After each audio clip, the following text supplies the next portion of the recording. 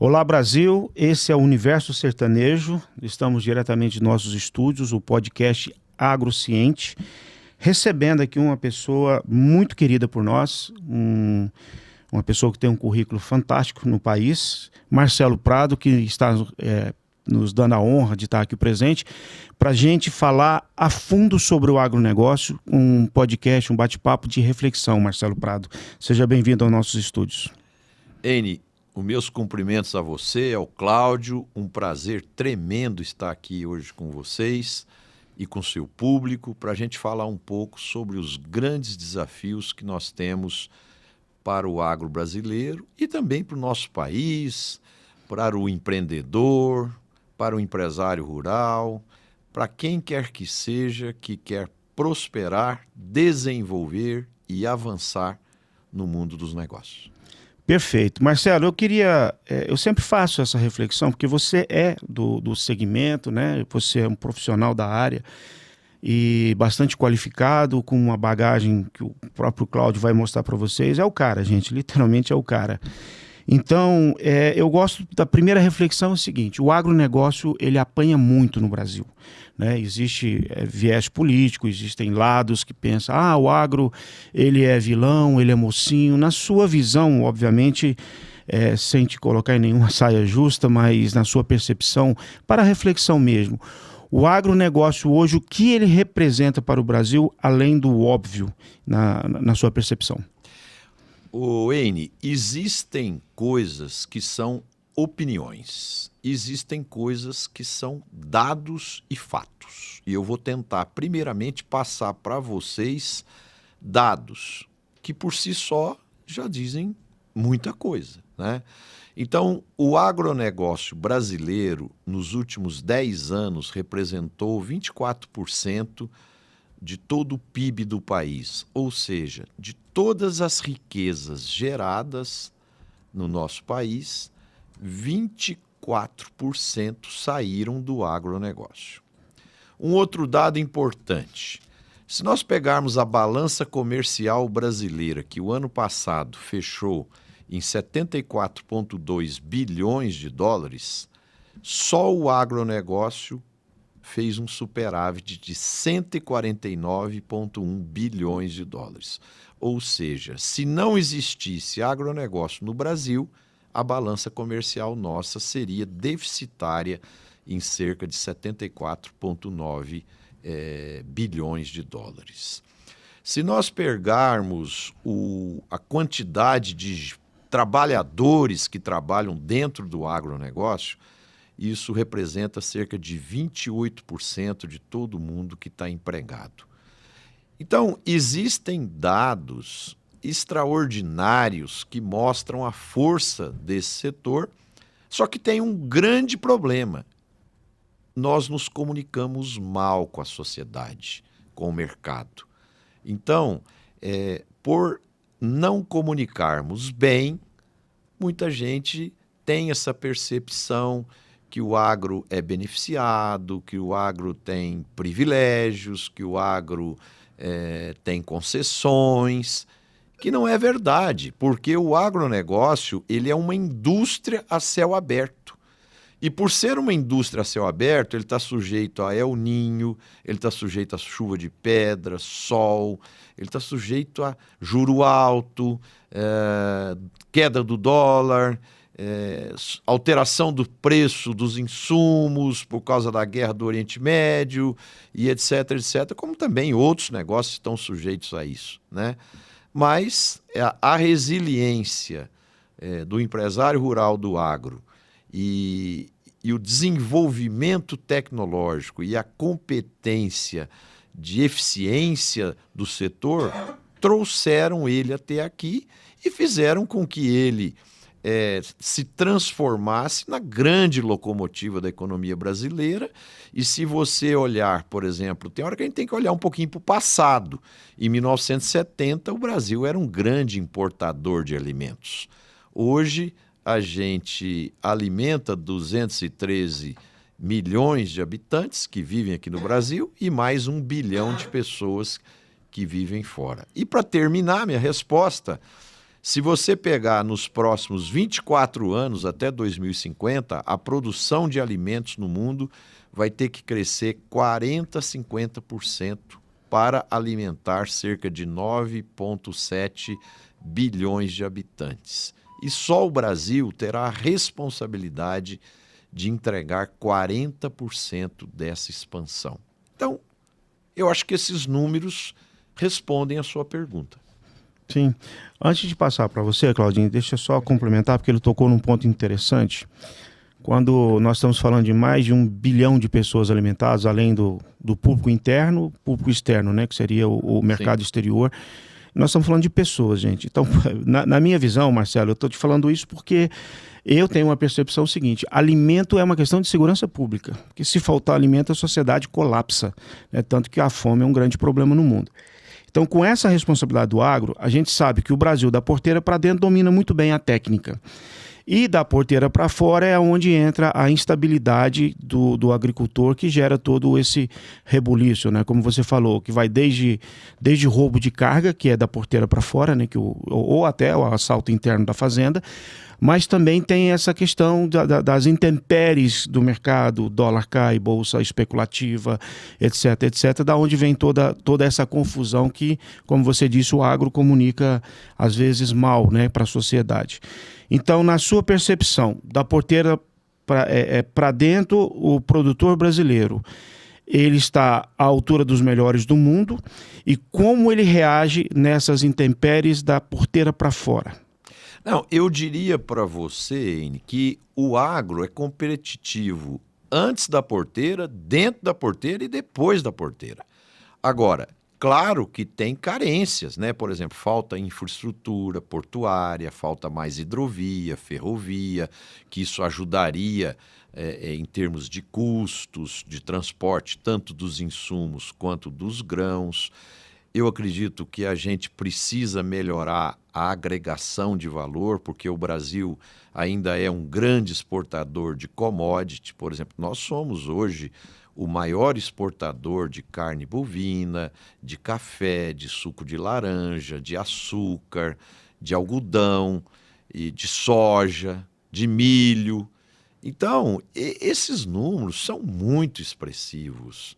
Só que esses números, muitas vezes, eles ficam contaminados, porque uma meia dúzia de pessoas que cometem algum erro, fazendo uma queimada, um desmatamento ilegal, e isso é multiplicado por milhões pelos influenciadores digitais que não gostam muito do setor às vezes. Então, acaba-se tendo uma comunicação totalmente distorcida fora da realidade, né? Por exemplo, a Letícia Jacinto faz um trabalho maravilhoso liderando um instituto que chama De Olho no Material Escolar, que visa atualizar e adequar os materiais escolares das crianças para mostrar para nossos filhos, nossos netos, a realidade do agro brasileiro. Esse instituto, ele não tem o papel de fazer marketing para o agro, não. Muito pelo contrário, ele está lá para fazer o que é certo. Mas até um tempo atrás, você tinha cartilhas nas escolas infantis, onde tinha lá o chapeuzinho vermelho, todo magrinho, todo coisa, com um lobo todo estrupiado lá, desajeitado, porque desmataram toda a floresta dele, e ele não tem mais como comer, e o lobo está lá magrinho, fraquinho e tal. E aí o que acontece? A criança acaba crescendo com essa imagem. Com essa percepção, né? Que o agro é ruim, que o agro destrói valor e tal. Aí eu pergunto para você, será que esses influenciadores com alguns vieses ideológicos já foram visitar essas grandes cooperativas que nós temos no Brasil, que são exemplos de integração de cadeia produtiva? Será que eles já vieram no interior do Brasil para ver as fazendas? Gente, o Brasil é criticado por não conservar o meio ambiente. O Brasil tem 65,6% da área do país com reservas naturais. Naturais, intocadas. 65,6%. Você vai na Europa, você vai nos Estados Unidos, foi desmatado até a beira do rio. O beira do rio é limpa, não tem nenhuma árvore. Né? Agora eu te pergunto, será que essas pessoas têm moral para apontar o dedo para nós, que temos 65,6% do território com florestas e vegetação natural preservada? Os empresários rurais têm cerca de 29% em média de suas propriedades com reservas florestais. E que ninguém paga eles por isso, não. Nem o governo, nem ninguém paga. O próprio empresário rural tem que preservar essa área para que ela fique intacta e conserve lá os pássaros, os insetos, os animais, as plantas e assim por diante. Isso não existe em lugar nenhum no mundo. Só que a gente não divulga. Quando tem uma queimada, aquilo é multiplicado por milhões, aí pega o pessoal ideológico, né? Isso é outra coisa, gente, que precisa parar nesse país. A gente precisa parar com ideologia, seja de direita ou de esquerda. E nós temos que aprender a conviver, todos nós como brasileiros que somos, né? Eu penso diferente, por exemplo, eu sou palmeirense. Eu tenho amigos corintianos, flamenguistas, e não tem problema nenhum. Eu sou católico. Eu tenho amigos evangélicos, amigos muçulmanos, judeus, também não tem problema nenhum, né? Por que que essas diferenças nesse país tão exacerbadas e tudo aqui nesse país vira política? Vacina vira política, agronegócio vira política, qualquer coisa vira política. Tem que parar isso. E outra coisa, quando alguém de direita ganhar, o de esquerda tem que dar os parabéns e torcer para ele fazer um bom governo, porque ele vai governar para todos os brasileiros. E quando o de esquerda ganhar, o de direita tem que fazer da mesma forma. Deveria ser assim, mas não é. Marcelo, o agro em si, a sua experiência, a gente tem assim de diversos assuntos e temas aqui. Eu não sei nem, Wayne, se o nosso bate-papo hoje vai, né? Nós vamos ter que já voltar isso, Marcelo, você vai ter que voltar aqui de novo e virar um membro aqui junto com a gente, porque nós temos tecnologia para a gente falar, nós temos do passado do agronegócio, nós temos o endividamento, nós temos as questões do satélite agora. Mas eu quero dar um passo atrás ainda, porque às vezes a gente, nesse ponto que você está falando aí dos influencers, de proteção ambiental, ou isso, aquilo outro, também ainda se discute muito a distribuição de terra no Brasil, né? Essa distribuição em determinado momento, ainda há espaço para discutir isso? Teve uma distribuição justa, não teve? De que forma você pode orientar a gente nesse sentido? Na minha visão, eu acho que nós temos que olhar as questões sociais, sim, mas nós temos que olhar as questões de desempenho, esforço e dedicação. E antes de responder a pergunta, eu vou contar uma história, que muita gente já viu essa história na internet. Uma ocasião, um professor foi fazer uma prova e os alunos começaram a discutir com o professor que deveria ter mais igualdade e tal, que todo mundo ali era igual e que deveria existir algo que fizesse justiça àqueles 40 alunos que eram iguais. Aí o professor pegou e falou o seguinte: ok, combinado, então vamos fazer o seguinte, eu vou dar a prova amanhã, todo mundo estuda para a prova e a média dos 40 vai ser a nota de todos. E assim foi feito, o professor fez a prova, só que os bons alunos, como sempre, estudaram, se prepararam para a prova. Os maus alunos pensaram assim: Pô, o Cláudio, o Enes são bons alunos, eles vão estudar. Eu não preciso estudar, eu vou para balada, ou eu vou para festa, eu vou assistir o jogo da Copa, eu vou fazer isso, eu vou ver namorada e tal. E aí aconteceu. A média da prova foi 5. A turma que estudou ficou perplexo, puta da vida. E a turma que não estudou ficou satisfeita, né? Só que precisava de 7 para passar. Aí o professor falou, bom, então vocês, agora como todo mundo aqui é igual, vocês têm que fazer esforço, porque eu vou seguir o padrão até o final do semestre. E aí o que aconteceu? Veio a próxima prova, o pessoal que estava estudando mais já começou a ficar desiludido, já que vai fazer a média e já que tem muito companheiro que não está nem aí para nada, eu também não vou estar nem aí, né? E a nota caiu para 3. Por que eu estou contando essa história para vocês? Porque o comunismo, a igualdade plena, que é bonita no papel, na prática não funciona. E a maior prova disso é a situação que está Cuba, a situação que está a Venezuela, a Coreia do Norte e assim por diante. Então, agora vamos falar de terras. Eu contei toda essa história para chegar onde a sua pergunta. Perfeito. Tá. Existem produtores que são esforçados, vão nos dias de campo, vão nas palestras, leem, estudam, se preparam e têm boas colheitas. Existem outros que não se esforçam tanto e têm um desempenho inferior. E aí o que acontece? Os melhores compram as fazendas daqueles que não são bons. E aí começa a ter um processo de seleção natural nas propriedades e na atividade empresarial. O mundo capitalista é assim e funciona assim, né?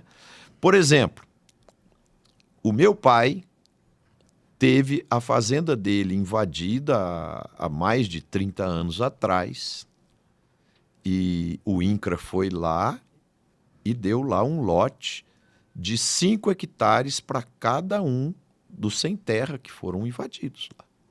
Que foi feita a invasão. Passado 10 anos, tudo foi acabando. Um foi vendendo para o outro. Num dado momento, um grande fazendeiro foi lá, comprou, pôs tecnologia e a fazenda hoje é uma maravilha lá. Os pé de produtividade. Os pé de milho da turma lá que Exato. Não virou nada. Então, Cláudio, por exemplo, eu tenho 70 anos. Eu acordo 6 horas da manhã, eu corro 10 quilômetros, eu malho, eu tomo café, eu vou trabalhar, eu trabalho até 7h30 da noite e tal. Aí você fala assim, você prosperou na vida? Bastante, graças a Deus, me sinto privilegiado e sou muito grato a Deus por isso. Sou grato às pessoas que me deram oportunidade, aos meus amigos, à minha família, aos meus sócios, aos meus clientes, parceiros. Ou seja, todo o ecossistema que participou direto ou indiretamente, sou muito grato. Agora, por que eu alcancei isso? Porque eu sou brilhante? Porque eu sou inteligente? Não. Porque eu sou esforçado. Vai atrás, né? Eu Busca sou informação. responsável. Eu luto. Agora eu pergunto para você, tem tanta gente que sabe que fumar faz mal e está fumando. Tem tanta gente que sabe que ser sedentário faz mal e não acorda cedo para fazer um exercício de jeito nenhum. Então, como que você faz algo de igualdade, distribuição de terras para as pessoas que não querem nada com nada? Perfeito. Na minha opinião, ok, esses que não querem nada com nada, o governo tem que ajudar, tem que fazer alguma coisa, tal. Eu acho que tem que ser feito algum trabalho social. mas eu defendo sempre o mérito. O mérito. Por exemplo, eu tenho deficiência visual. Por isso, pessoal, quem não me conhece, eu estou de óculos aqui, que eu tenho deficiência visual. É verdade, é bom. Em momento algum, eu nunca me senti uma vítima. Nunca. Nunca pensei assim, por que que isso não aconteceu com o meu vizinho em vez de acontecer comigo? Por que que eu fui azarado? Nunca. Sabe o que que eu fiz? Eu peguei a bola no fundo da rede, pus no meio de campo e falei, eu vou correr atrás e vou vencer o jogo. Mesmo que essa situação me faz começar com uma desvantagem comparativa em relação aos meus concorrentes, né? Então é isso, eu acho que a vida é assim. Se todo mundo lutasse, se esforçasse, nós teríamos uma situação muito diferente nesse país. Por exemplo, eu fui agora no Norte e Nordeste fazer algumas palestras e muita gente falou para mim, Marcelo, eu não consigo arrumar gente para trabalhar, está faltando gente. Tem centenas de pessoas recebendo ajudas do governo, seja Vale Gás, seja diferentes tipos de auxílio. E a pessoa prefere ficar naquela vida extremamente simples e modesta do que ir à luta e encarar um desafio. Eu acho isso uma pena, e assim, eu acho que eu também, na minha visão, aproveitando e falando desse assunto, né, mas é rápido aqui, eu acho que tem que existir sim assistência em tudo, mas você tem que ter prazo para isso, tem que ter qualificação, entendeu? Assistencialismo sem qualificação, não é aquele ditado da pesca e do peixe lá, né? Exato. Né? Então, na verdade, esse sinal aí, a história que você contou, ela ilustra que há sistemas que nivelam o ser humano por baixo. Seria isso, né? A média cai, a média chega até quase zerar, porque é o grande debate de meritocracia e fraternidade, né? Se você deve estender a mão ou não. Nós estamos agora, só te interrompendo, nós estamos agora na época da Copa do Mundo, né? E a Copa do Mundo traz exemplos extraordinários de vida para a gente, ou para o mundo empresarial, e assim por diante. Por exemplo, houve uma época que o time favorito jogava contra o time mais fraco e você ia discutir se ia ficar 5-0 ou 7-0, né? Uhum. Hoje não é mais assim. Sim. Nós vimos a Espanha empatar de 0-0 com o Cabo Verde. Nós vimos a Austrália ganhar da Turquia. Nós vimos o Brasil não dar conta do Marrocos. É verdade. Né?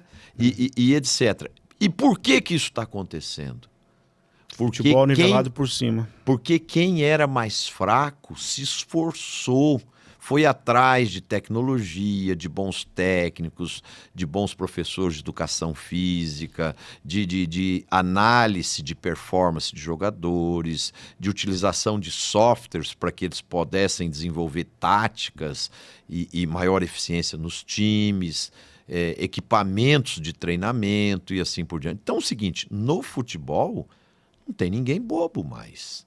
Você não pode afirmar com segurança que o time A vai ganhar do time B, né? Uhum. Então, isso mostra para nós que quando o ser humano quer, ele consegue.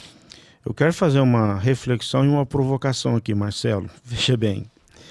A selva é capitalista, tanto que o termo capitalismo selvagem vem da selva porque é darwinista, né? É a lei do mais forte, a seleção natural, etc, etc. Ou seja, a própria natureza ela se nivela pela expressão do mais forte. Não é muito civilizado, obviamente é selvagem, mas comparando a criação, né, para os que são cristãos como eu sou, Deus criou um sistema, em tese, capitalista, porque a lei do mais forte prevalece.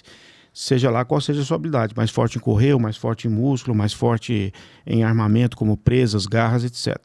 Bom, às vezes nem o mais forte ganha toda vez, né? Não, mas é algum tipo de força.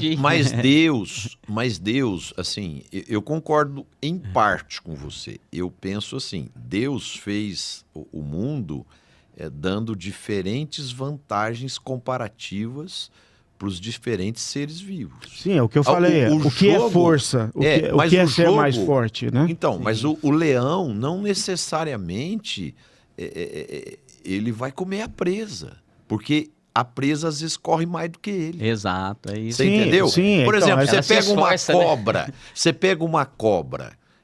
Você já pensou se a cascavel voasse? A gente abrisse a janela aí agora, entrasse uma cascavel voando aqui e picasse a gente? Aí nós estávamos fritos. A cascavel é poderosa, ela tem veneno forte, mas tem que arrastar pelo chão. Ela tem que andar pelos cantinhos, pelas frestas, pelas coisas. Então, por exemplo, se o leão ficar dormindo de botina lá, a naja ou a cascavel vai lá, pica ele e ele morre. Uhum. Né?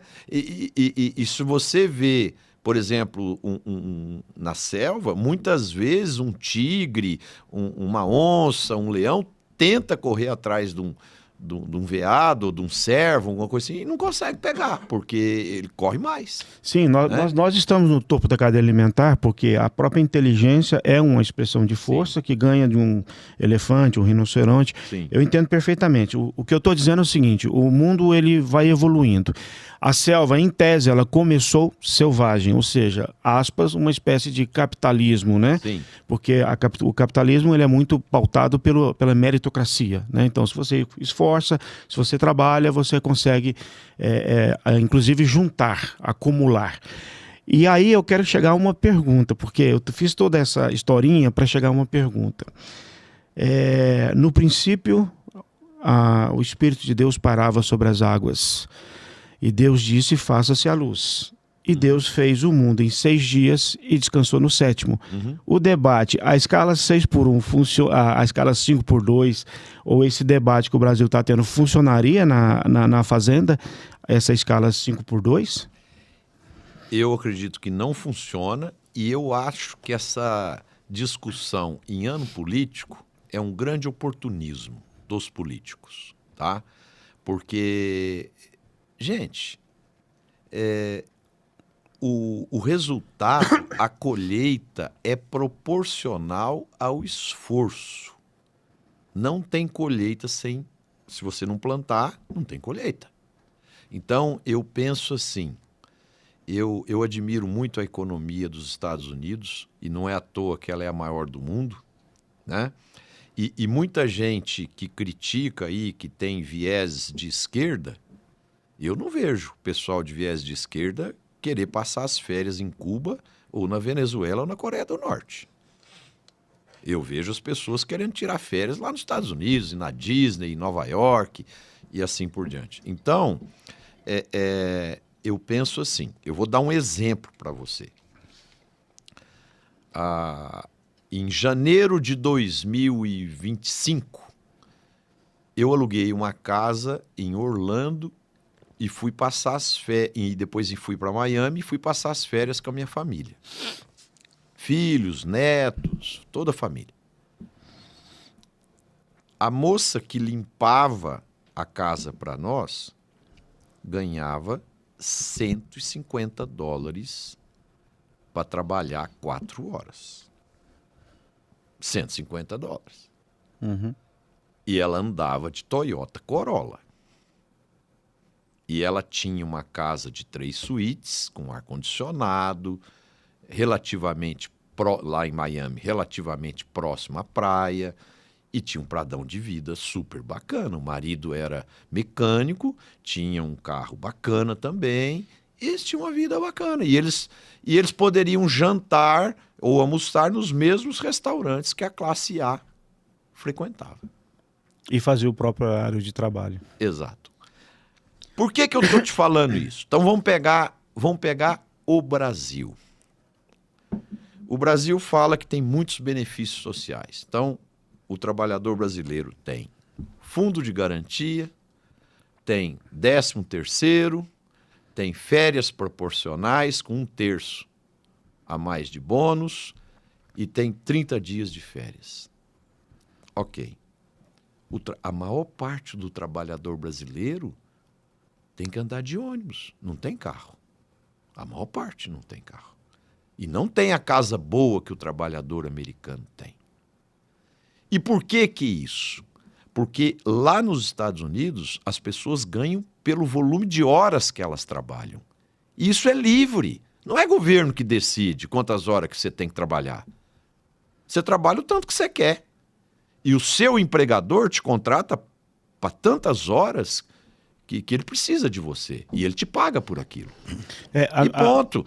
Por exemplo, eu fui visitar uma fábrica nos Estados Unidos, era uma quinta-feira de manhã, e era uma linha de montagem de uma fábrica de colheitadeiras, e tinha um torno enorme e estava parado. Aí eu perguntei para o guia, por que esse torno está parado?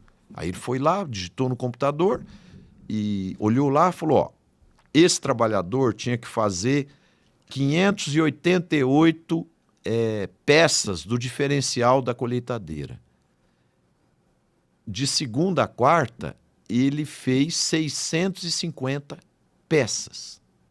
Então está escrito aqui que quinta e sexta ele não vem trabalhar. E está tudo certo.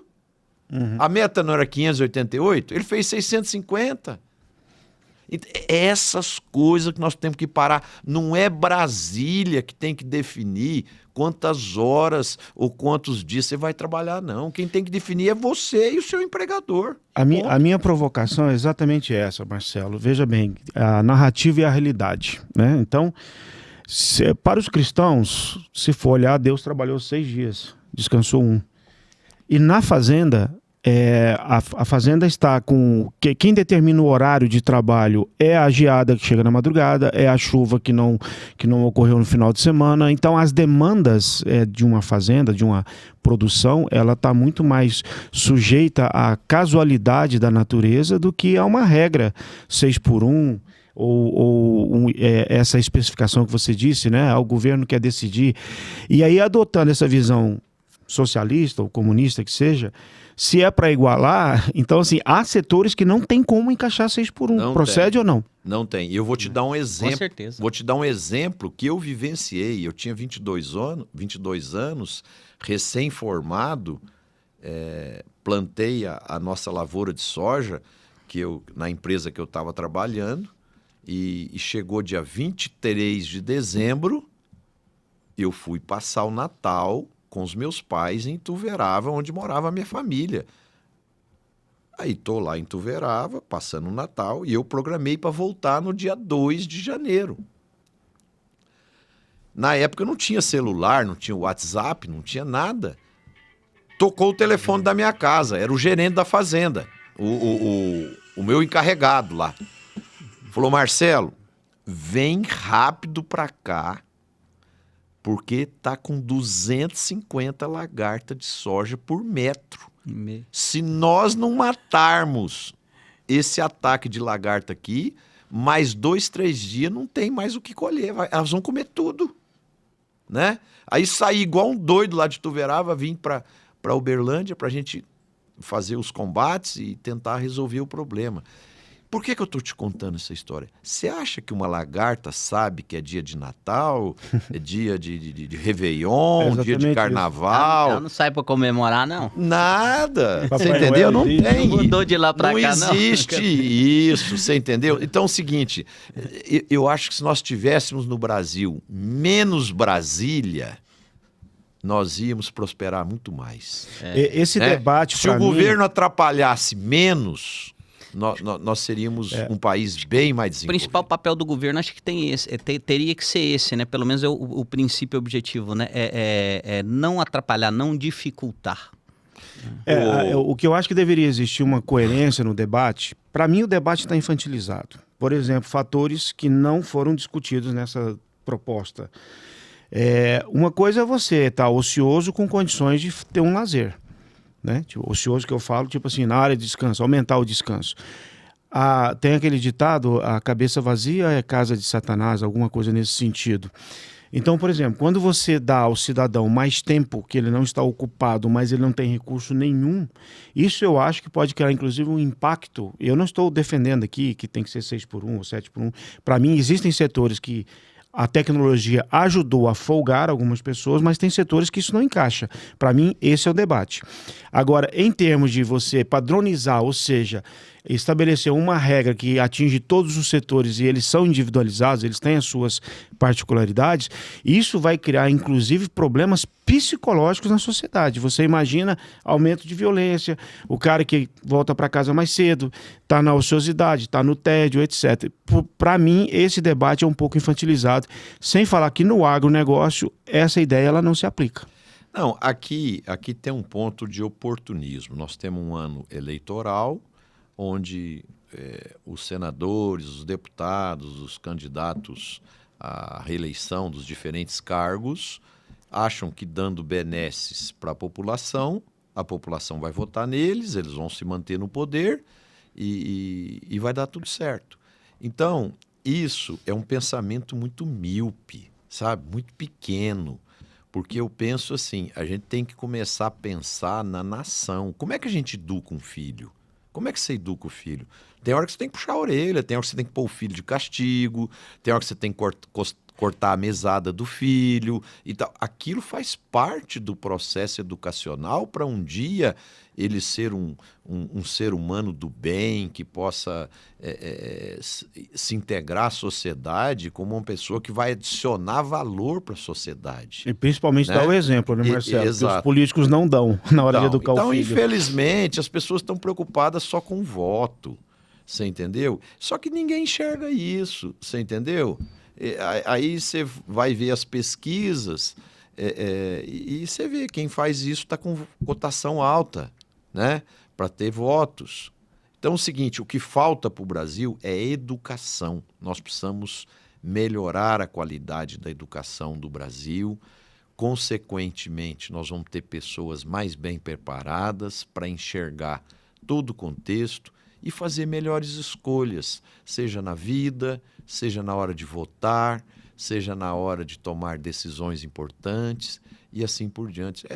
É claro, se você olhar Singapura, se você olhar Coreia do Sul, que eram países mais pobres do que a gente e hoje já são países de primeiro mundo, como é que eles mudaram isso?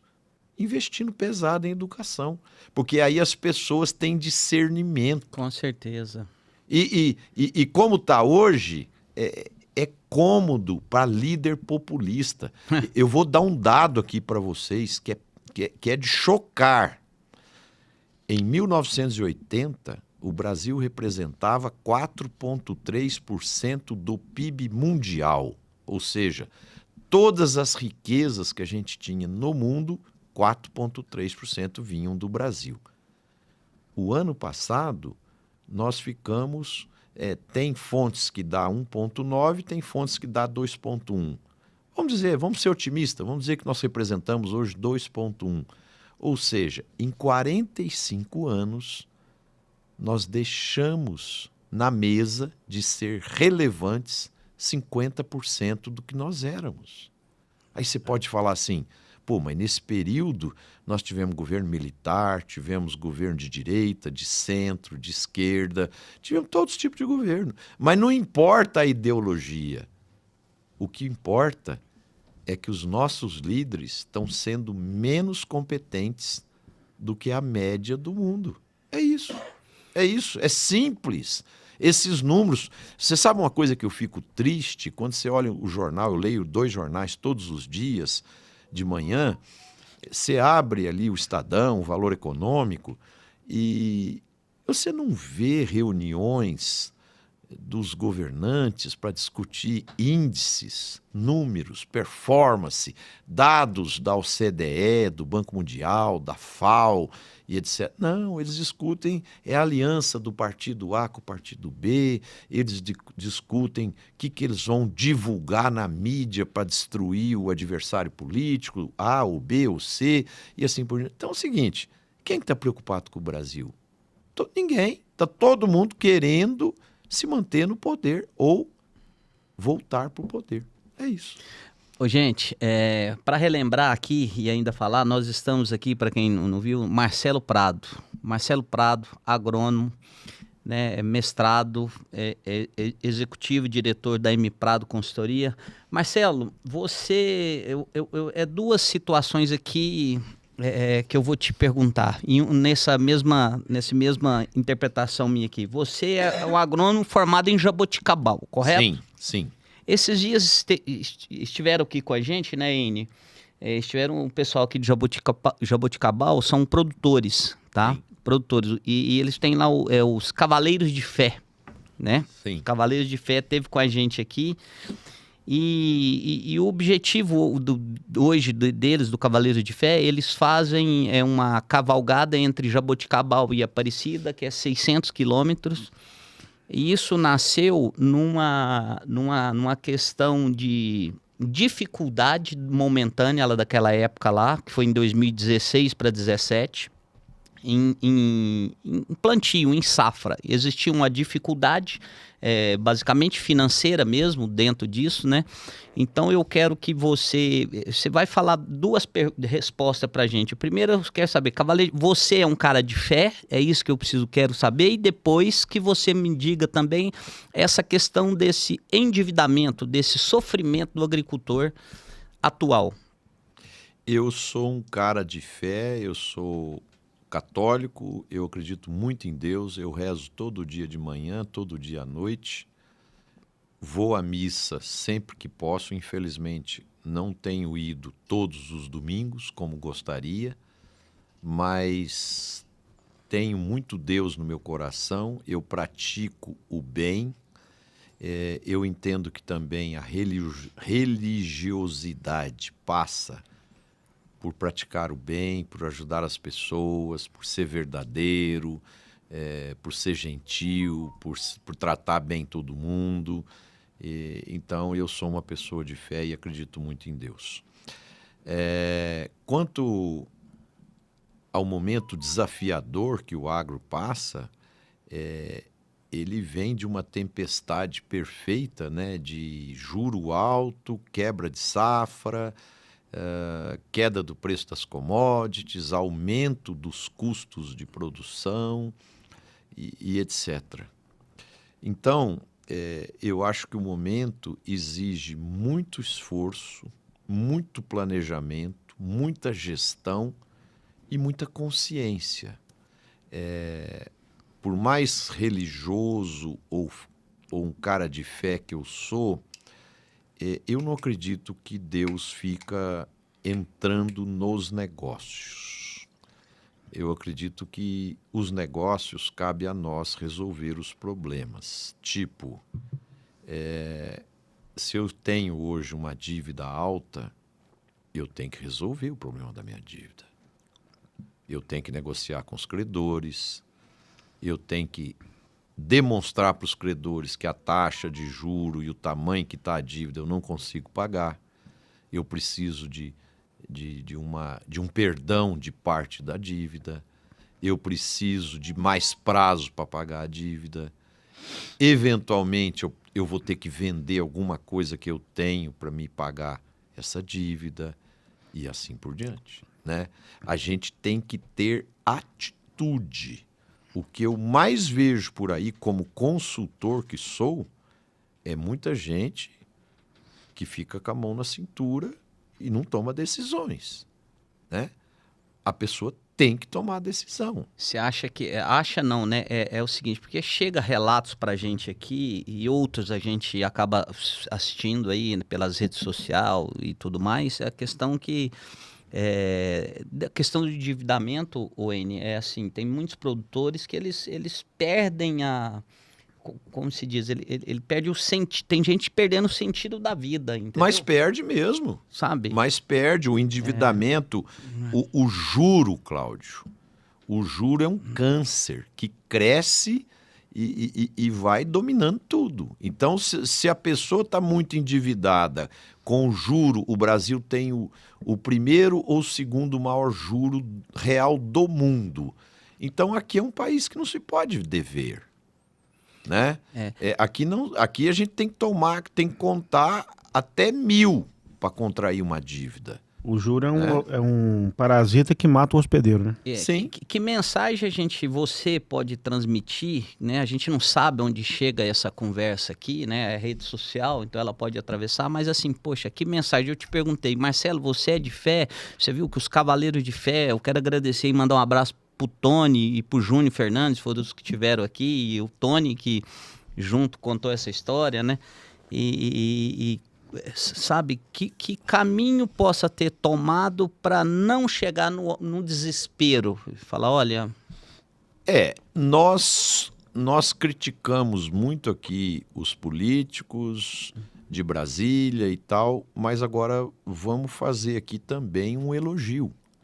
Está sendo discutido no Congresso Brasileiro, nesse momento, um projeto de lei, se não me engano, 5122, que vai dar perdão de parte das dívidas e vai renegociar as dívidas para os empresários rurais poderem quitá-las em 13 anos, com certo período de carência, com juros mais reduzidos, que são, não vou dizer que são maravilhosos, mas que são mais palatáveis. Então, isso já é uma boa notícia para toda a classe rural que se encontra endividada nesse momento. Então, essa lei sendo aprovada, ela vai trazer alento e alternativas para muita gente. Pois é. Que é muita gente do bem. Mas, assim, qual que é a grande sacada aqui? Como a agricultura é uma atividade de risco, a gente tem que tirar alguns aprendizados quando a gente tem alguns insucessos. Por exemplo, como é que é a melhor forma de aprender? É por amor. Só que na maior parte das vezes a gente aprende pela dor, né? Então, essa dor que está aí para todos que estão, nesse momento, passando essa situação desfavorável, a gente tem que fazer algumas perguntas. Onde eu errei? O que eu podia ter feito diferente? Será que a minha expansão não foi muito acelerada? Será que eu não comprei muitas máquinas? Talvez eu não poderia ter trabalhado mais um pouco com aquelas máquinas mais velhas? Será que eu não deveria ter vendido a soja antes ou o café, em vez de ficar esperando subir mais e depois caiu e assim por diante? Então, eu penso assim, nós mesmos temos que aprender com os nossos erros. E se nós fizermos reflexões dessa forma, nos dá uma oportunidade ímpar de aprendizado e evolução. Agora, o que eu gostaria assim, de deixar como grande lição nessa questão é que a agricultura é uma atividade empresarial igual uma loja no shopping, igual uma padaria, igual uma indústria, igual uma empresa de serviços, uma oficina mecânica e assim por diante. Nós temos que ter planejamento, gestão, controles financeiros, estratégia para comercializar bem os nossos produtos e ter pessoas boas que sejam produtivas, que sejam eficientes e que saibam trabalhar em equipe, né? Então, a gente precisa começar a aprender, dividir o nosso tempo no meio, 50% para cuidar da tecnologia, do processo produtivo, do fertilizante, da vacina do gado, da genética, de todas as questões do processo produtivo. Mas eu preciso tirar um tempo também para fazer coisas que muitas vezes o empresário rural não gosta, que é planejamento, que é gestão, que é controles financeiros, que é ler relatórios gerenciais, planejar a comercialização. Por exemplo, tem muita gente que poderia ter vendido a soja lá em 2021 a R$200 a saca.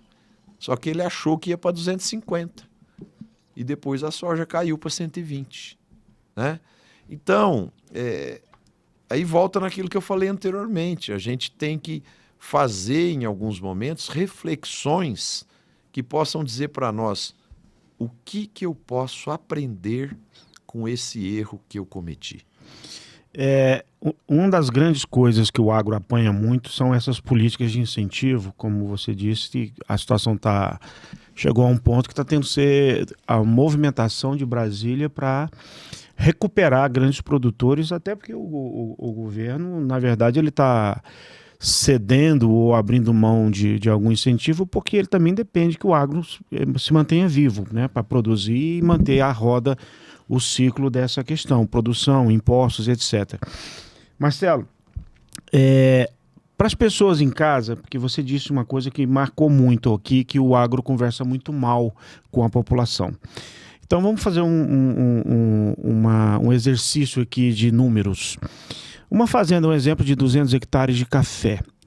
Quando o produtor, e aí o que o Claudinho falou, ato de fé, né? Quando ele arrisca, fala assim, eu vou produzir ou soja ou milho, que não seja café, quanto da fazenda envolve, em termos de números, o cara arriscar jogar a semente no chão? Uma fazenda de 200 hectares, por exemplo, quanto que o fazendeiro está arriscando, como você disse, é uma atividade de risco. O quanto desse valor da fazenda, que é o patrimônio que ele tem, que ele está arriscando numa safra? Bom, esse seria um número complexo, né? Porque vai depender da fazenda, vai depender da cultura que ele explora, da safra. Mas, por exemplo, se nós fizermos uma análise, uma fazenda de 200 hectares, muitas vezes uma fazenda de 200 hectares, às vezes uma área que vale R$100 mil o hectare, 200 vezes 100 mil, nós estamos falando de 20 milhões, correto? Sim. 20 milhões no banco, com o juro que está hoje, daria para ele 200 mil por mês. 300, mais ou 1% menos. Vamos botar aí se você puser 15%, daria 3 milhões, é isso, né? Seria 20, daria 3 milhões por ano. Dividido por 12, 250 mil por mês. De salário. Isso para ele ficar lá no clube, tomando caipirinha, exato, sem fazer nada. É assim? Né? Então, se ele vai arriscar, se ele vai plantar, se ele vai cultivar, se ele está sujeito a chuva de pedra, está sujeito a geada e coisas desse tipo, ele precisa ter um retorno superior a esse.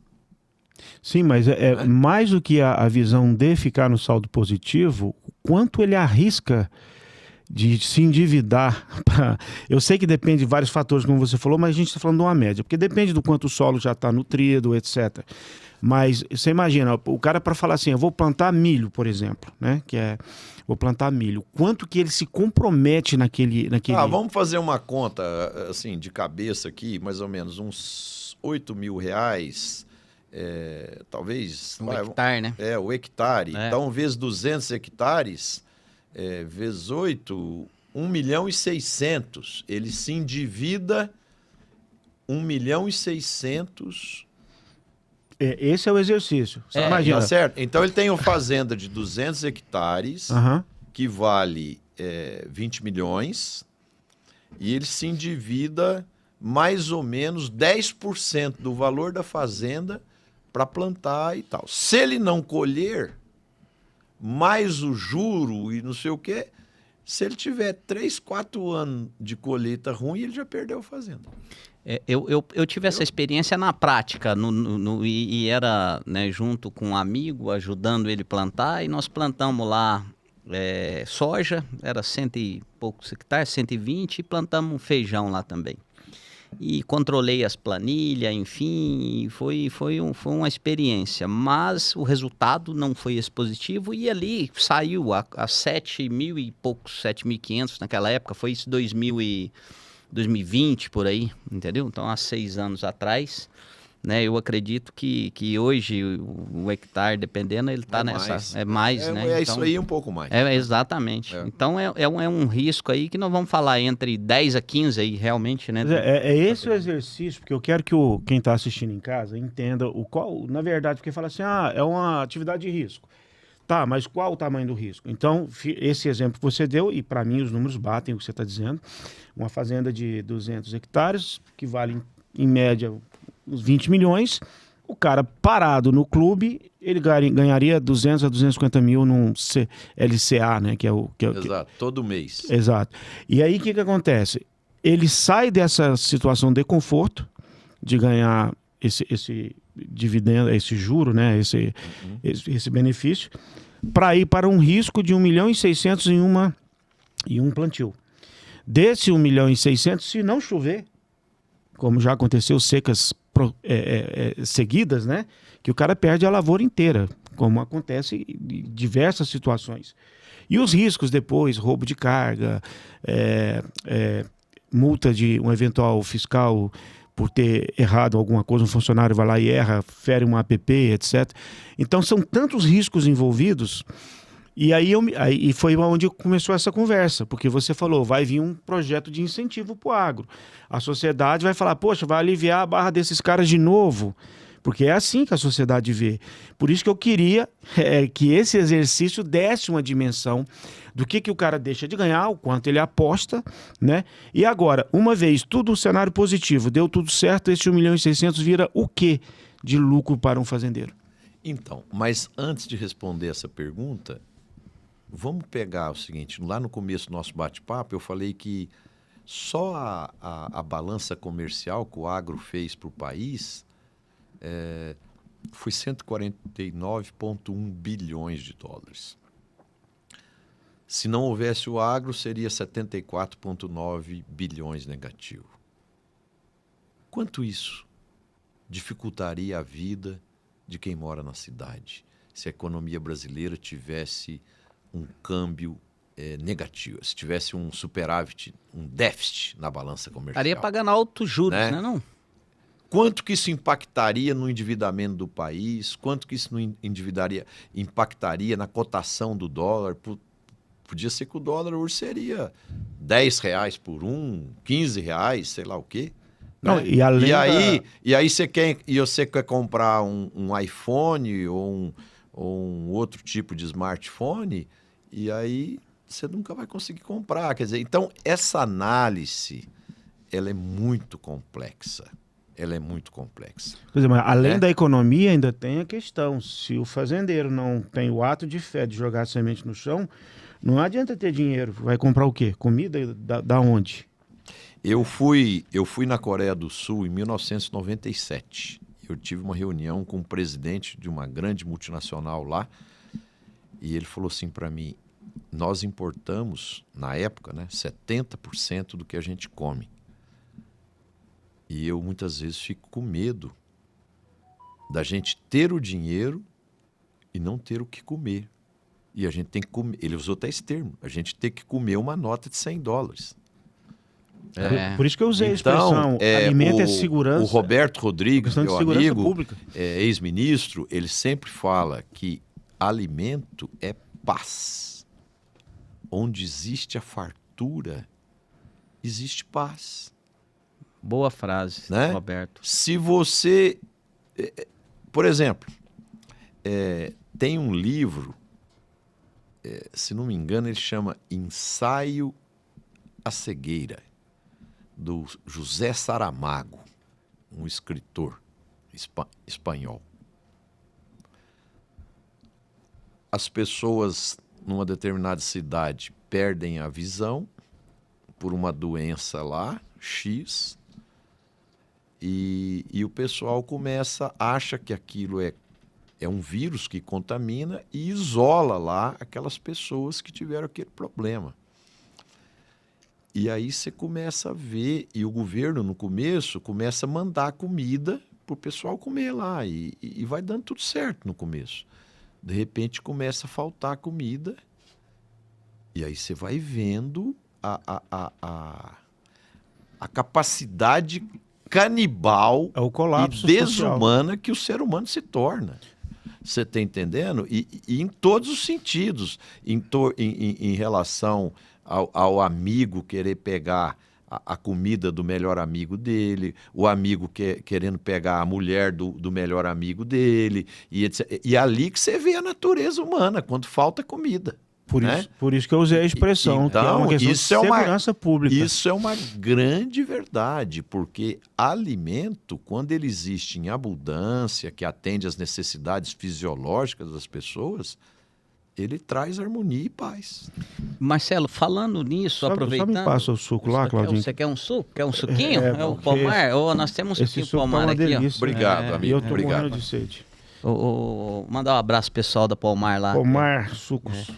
Marcelo, falando nisso, essa seria, por exemplo, vamos dizer, a cautela, eu vou chamar de cautela da China, porque a China acho que é a maior operadora, né, hoje de concentração de demanda no Brasil. A China já adquiriu trade, a China adquiriu empresas de semente, ela tem controle, ela faz parte de portos, entendeu? Então, vamos dizer, ela tem assim uma espécie de uma cadeia já controlada para resolver um processo de fome lá nela, né?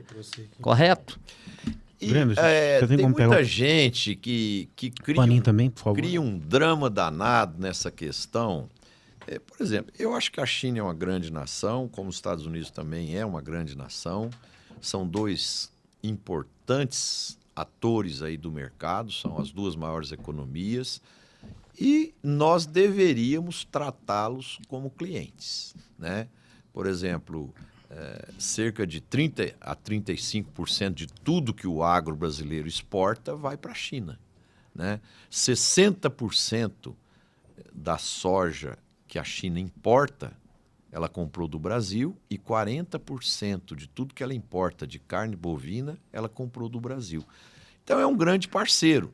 Aí de vez em quando fica aí nas mídias sociais o pessoal falando, agora tem empresa chinesa investindo em terras, produção. Qual o problema? Não vejo problema nenhum. Qualquer empresário, seja de qualquer país, se ele comprar uma terra e produzir soja, café, milho, gado, onde que foi feita essa produção? Dentro do Brasil. Portanto, vai gerar emprego aqui no Brasil e vai gerar impostos aqui no Brasil.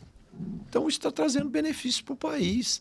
Não tem jeito de um chinês que compra uma fazenda ou do norte-americano que compra uma fazenda cortar aquela fazenda igual a gente corta no software ali, que a gente está trabalhando no computador. Não, às vezes a gente corta um negócio aqui e cola dali, não é assim? Isso, Na terra não tem jeito de fazer isso, né? Agora, eu pergunto para vocês, uma empresa norte-americana pode comprar uma empresa de software, não pode? Ela não pode comprar uma indústria aqui no Brasil? Pode. Uma empresa chinesa, não tem empresa chinesa que é dona de empresa de software aqui no Brasil, que é dona de indústria? Por que ela não pode ter uma fazenda? Qual que é o problema? Mas a lei brasileira não permite, mais do que 50% do capital. Tem uma regra, bem complexa, mas, na minha opinião, isso é desnecessário. Por exemplo, eu fui num evento, uma ocasião em Campinas, estava lá o embaixador da Austrália incentivando os empresários brasileiros a comprar terra lá na Austrália, se instalarem lá, e ele dava financiamento, inclusive, para quem quisesse ir para lá, dava cidadania, dava tudo. Existem hoje países da África que incentivam empresários brasileiros a investir na África e assim por diante. Então, assim, tem hora que esses negócios de soberania nacional, de nacionalismo exacerbado, isso eu acho que é jogar pra galera, tá? Deixa eu fazer o advogado do diabo aqui, Marcelo. Pode fazer. O próprio Bolsonaro, ele na época, ainda presidente, ele falou assim, a China pode comprar do Brasil, ela não pode comprar o Brasil.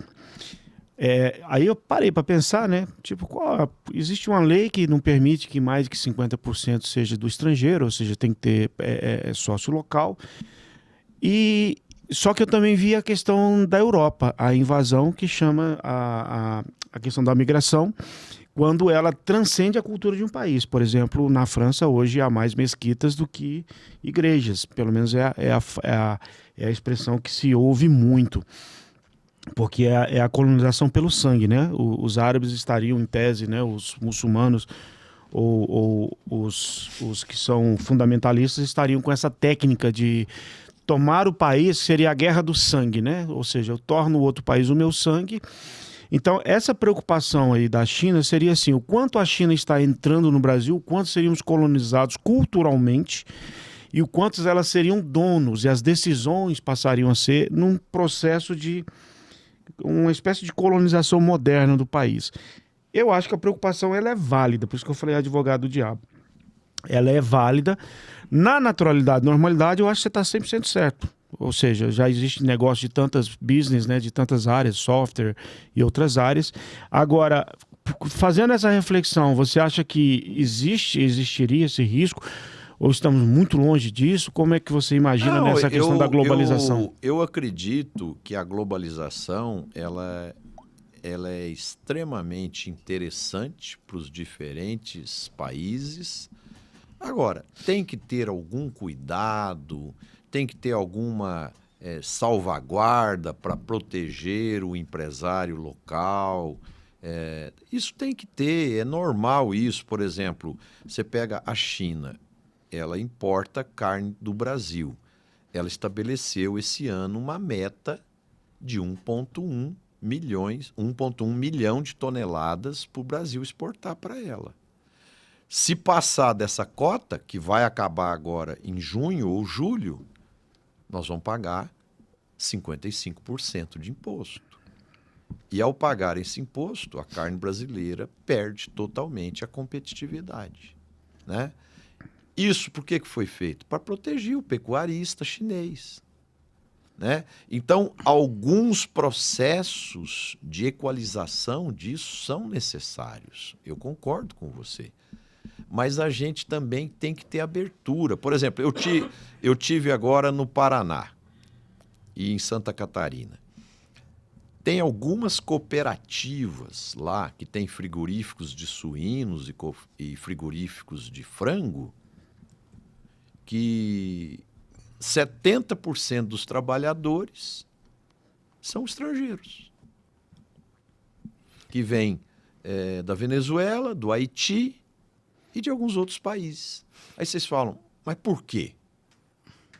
Porque é um trabalho muito pesado que muitos brasileiros não querem fazer.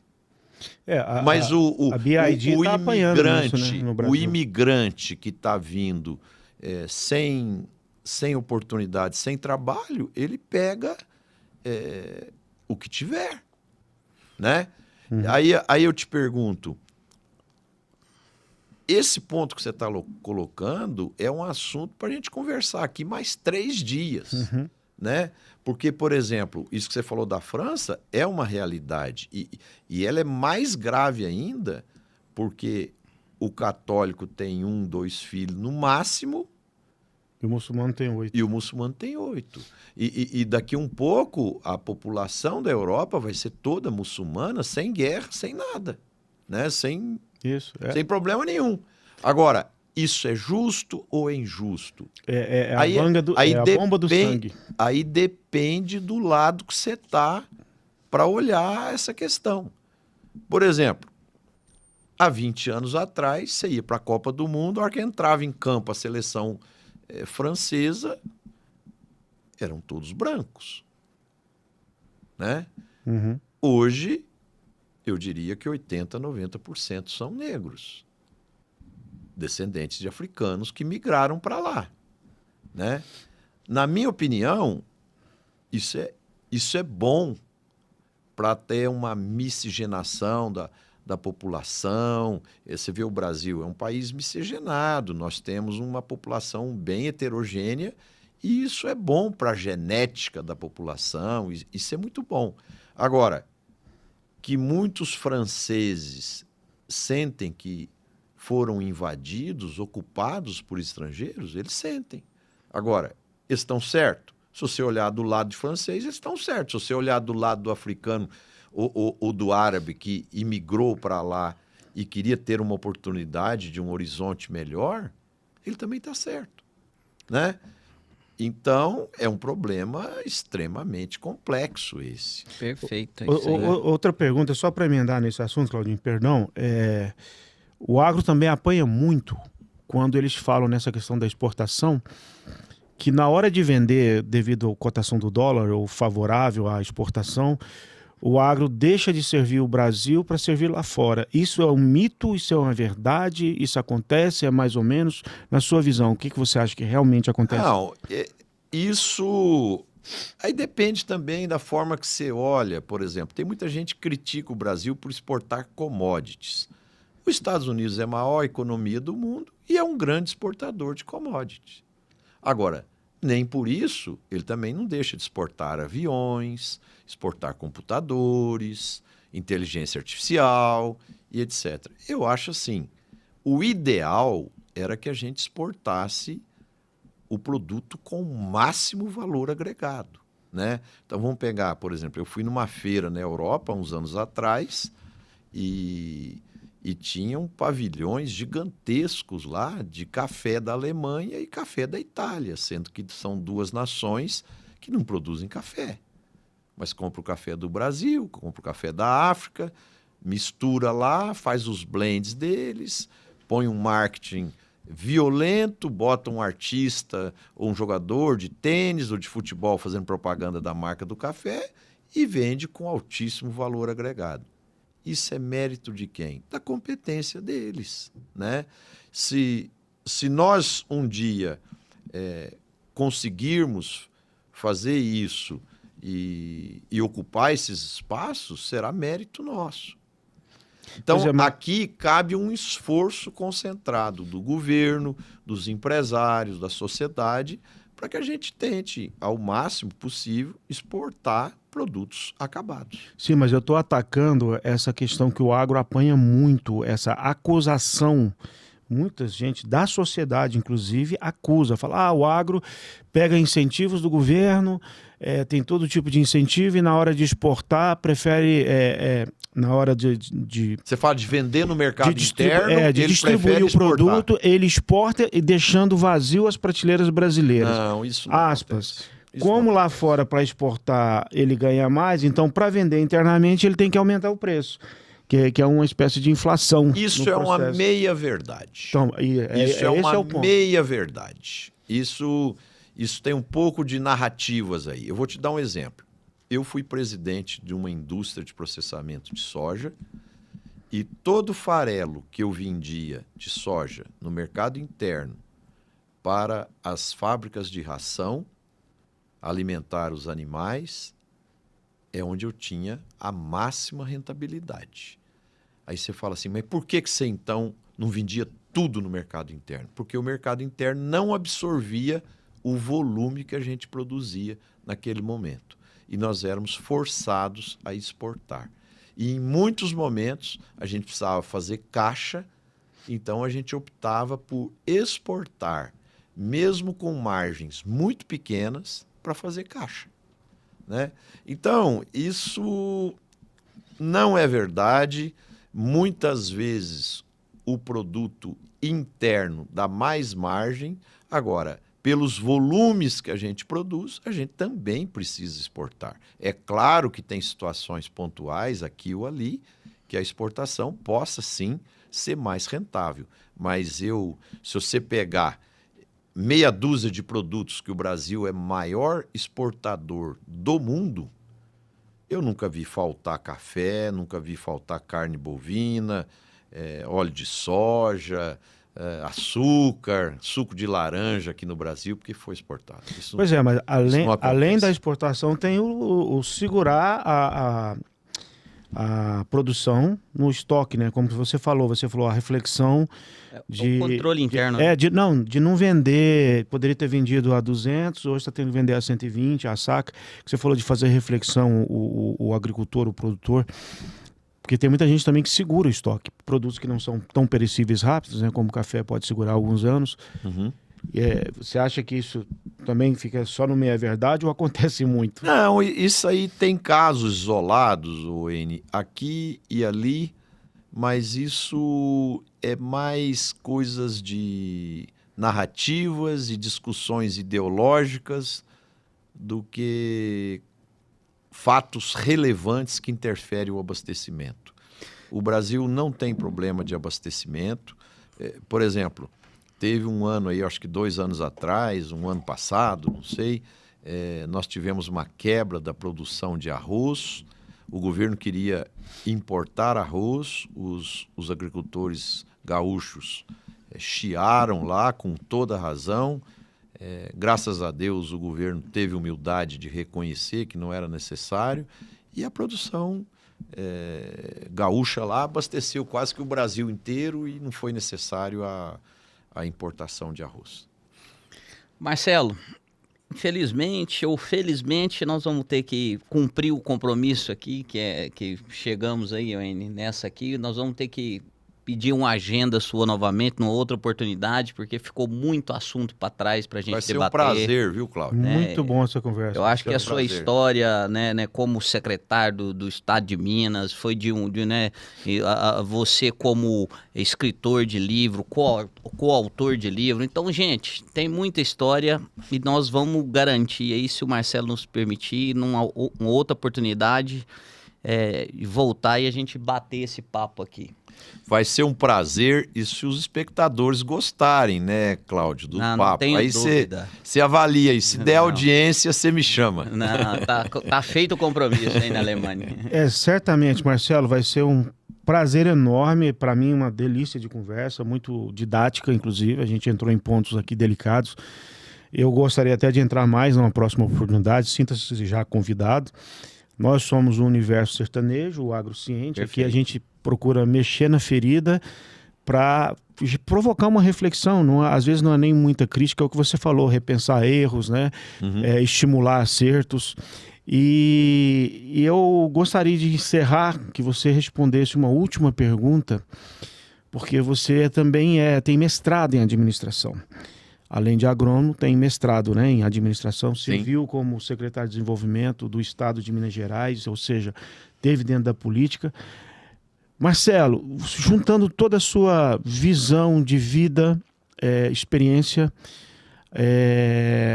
filosofia, inclusive, crenças, você provavelmente já deve ter tido um sonho de país.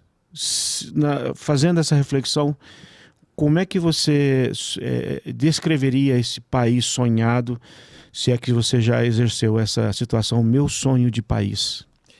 Muitas vezes, né? Meu sonho de país é que a gente tivesse um presidente da República que não ficasse o tempo todo preocupado em reeleição, que ele preocupasse em ser um estadista e que pudesse governar para todos os brasileiros, de direita, de centro, de esquerda. Que fosse um país que investisse em educação para a gente ter pessoas mais esclarecidas, mais bem preparadas, que os nossos filhos tivessem horizontes de possibilidades de empreender, de construir uma empresa ou de trabalhar numa empresa e pudesse ter uma carreira digna, ter uma habitação digna. E que a gente pudesse, eu não sou tão ambicioso, não. Eu não quero que a gente tenha renda per capita da Noruega ou da Dinamarca, não. Eu acho, o meu sonho é mais modesto um pouco. Eu gostaria de poder, novamente, de andar na rua com segurança, sem medo de ser assaltado, de ser agredido, de coisas desse tipo que nós estamos vendo no nosso país. Eu fui no Uruguai recentemente e eu fiquei encantado lá, que a gente foi numas festas lá, era um casamento, e a gente chegava 2, 3 horas da manhã da festa e andando pela cidade, sem preocupar, falando no telefone e sem problema nenhum, né? Então, assim, nós perdemos aqui ao longo do tempo, nós fomos perdendo coisas que a gente não parou para refletir. Essas perdas são muito graves. Eu, quando era garoto, eu morava numa casa no interior de São Paulo, em Ituverava, que a minha casa, o meu quarto, a janela, dava para a calçada da rua. Então, por exemplo, se uma pessoa da rua quisesse pular dentro do meu quarto, ela poderia fazer isso. Mas nos dias de calor, naquela época a gente não tinha ar-condicionado em casa, a gente dormia com a janela aberta. Em momento algum, passava pela cabeça que alguém poderia entrar ali, te invadir, te roubar, fazer alguma coisa assim. Então eu penso assim, eu gostaria que o mais cedo possível que a gente tivesse essas coisas, tivéssemos um governante que pensasse em todos os brasileiros, que governasse para o bem do país e não para o seu interesse pessoal ou do seu partido, que a gente tivesse uma taxa de juros mais adequada para as pessoas tentarem empreender, né? E tivéssemos condições de educação, saúde, habitação e segurança. Não precisamos de carros sofisticados, de casas sofisticadas, de coisas de alto luxo. Não é isso não. Eu acho que coisas, para nós atualmente, está faltando coisas que são extremamente básicas, que é segurança. Eu até o que você falou me provocou mais uma pergunta e eu vou aproveitar a sua presença aqui para fazer essa pergunta. Praticamente tudo que o ser humano veste e come vem do agro, inclusive coisas ruins como drogas, né, cocaína, maconha, etc. O cigarro que é a bebida alcoólica, E nessa polêmica que o Brasil está vivendo, esse embate com os Estados Unidos, a questão do PCC e Comando Vermelho ser taxado como terrorista. E a gente sabe o quão o crime organizado ele prejudica os negócios, obviamente também afeta toda a cadeia de negócios, né? Tudo que envolve a sociedade está impactado nisso. Na sua visão, essa classificação ela é correta? As organizações são terroristas, sim? E qual é o impacto que isso eventualmente teria no agronegócio, já que uma vez os Estados Unidos já bateu o martelo e decidiu como organizações terroristas? Eu já vi vários debates de pessoas que são especializadas nesse assunto, discutindo, e não se chegou-se num consenso, se tecnicamente é ou não é. Eu não quero aqui ficar em cima do muro, mas eu quero dizer o seguinte, toda essa violência que nós temos no Brasil, ela é causada por desgovernos. Se nós tivéssemos lá atrás governos mais eficientes, mais organizados, que tivéssemos investido corretamente na educação, tudo que precisava ser feito, talvez nós não teríamos todos esses problemas, todas essas questões aí dessas entidades aí que estão sendo discutidas, se são ou não são, entendeu? Então, existe um ditado que fala o seguinte, a ocasião é que faz o ladrão, né? Então, todo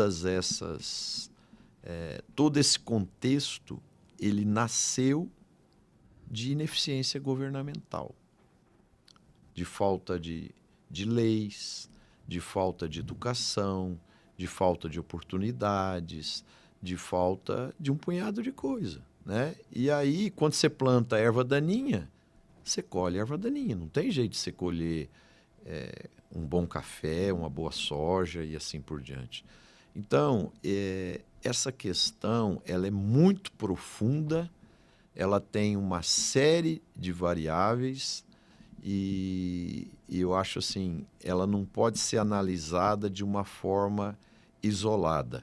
Mas eu entendo o seguinte, nós não deveríamos ficar com uma questão de nacionalismo exacerbado em cima desses assuntos. Eu acho que se a gente puder melhorar a qualidade da segurança do país em todos os sentidos, vai ser bom para todos os cidadãos. Eu não tenho dúvida nenhuma disso. Perfeito. Bom, esse é o Universo Sertanejo, no podcast do Agrociente. Trouxemos a reflexão, Cláudio, fizemos o nosso papel aqui de mexer em pontos que a gente acha que é importante vir para o debate público. Reforço o convite, Marcelo, de estar com a gente mais vezes. Você é uma fonte de riqueza, de conhecimento que a gente gostaria de estar mais frequente aqui com a gente, né, Cláudio? Com certeza. Obrigado, Marcelo Prado. Uma honra para o Universo Sertanejo e para o Agrociente. Obrigado, amigos. Um prazer estar aqui com vocês. Um grande abraço para todo o grupo de pessoas que irá nos assistir. E fica aqui a minha gratidão, o meu carinho com todos. É isso aí.